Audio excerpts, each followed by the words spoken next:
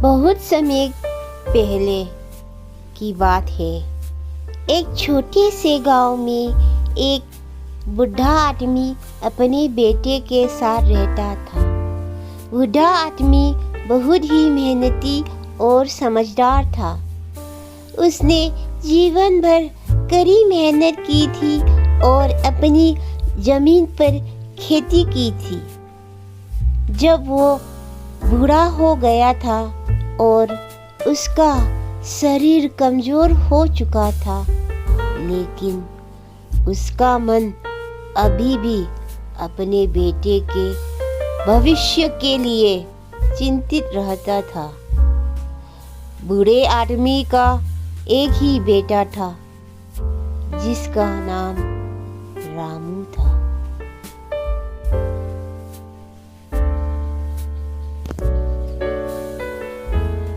रामू जवान और बलवान था, लेकिन उसे काम करने में कोई दिलचस्पी नहीं थी।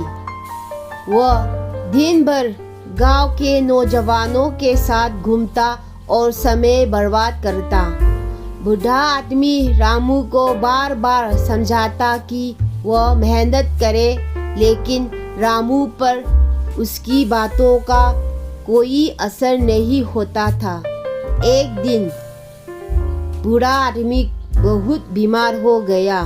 उसने रामू को अपने पास बुलाया और कहा, बेटा, मैं अब बहुत बूढ़ा हो गया हूँ और मेरे पास ज़्यादा समय नहीं है।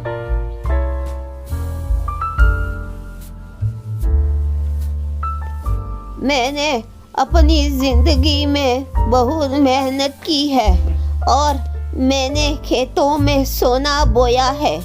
जब मैं चला जाऊंगा तो तुम उस सोने को निकाल लेना। रामू ने अपने पिता की बात सुनी और उसके मन में लालच आ गया। उसने सोचा कि जब खेतों में सोना है तो उससे मेहनत करने की क्या ज़रूरत है। कुछ दिनों बाद बूढ़ा आदमी मर गया। रामू ने सोने की तलाश में खेत की खुदाई शुरू कर दी। वह दिन रात खेत खोदा रहा, लेकिन उसे कहीं भी सोना नहीं मिला। अंत में थक हार कर उसने खेत की खुदाई छोड़। जब फसल का समय आया तो रामू ने देखा कि वह खेत जिसे उसने खोदा था उसमें बहुत अच्छी फसल उगी थी।